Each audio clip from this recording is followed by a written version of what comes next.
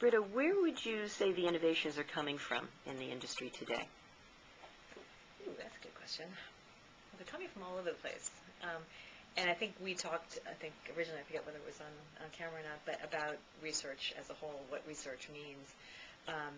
And I think the idea of research before, and this is on a committee with the ARF where we're talking about the transformation of research and where it was and where it's going. So I think this is kind of get at your question of where the ideas are coming from. It used to be that research was about the what's. So you'd say, what did people say? What are the insights?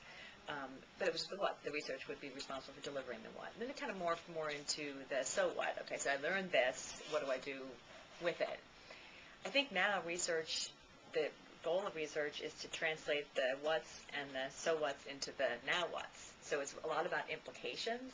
So the ideas and the creativity comes from lots of different places, and our job as researchers is to be open to insights and be open to changes and keep our fingers on the pulse of what's going on. We work with a company called Iconoculture.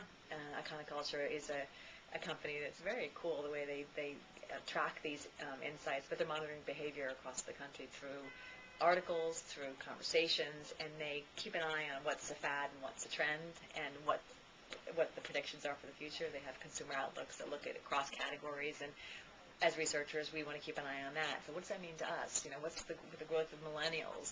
How are we going to, is our content, up to speed to meet the needs of millennials? So the ideas come from many, many places.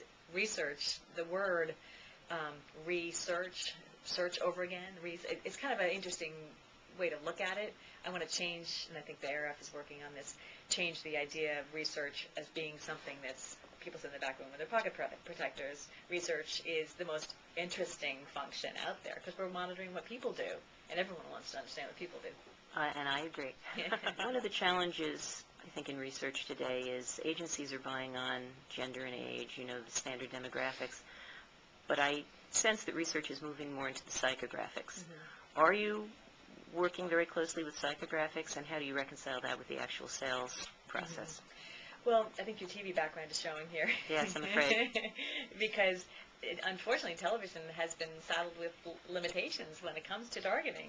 With magazines, we've been able to target down to product behavior, psychographics, buying behavior, opinions for a long time. So we use that more, those parts of it to paint the picture of who our readers are and why they're relevant for the product that we're trying to sell advertising to.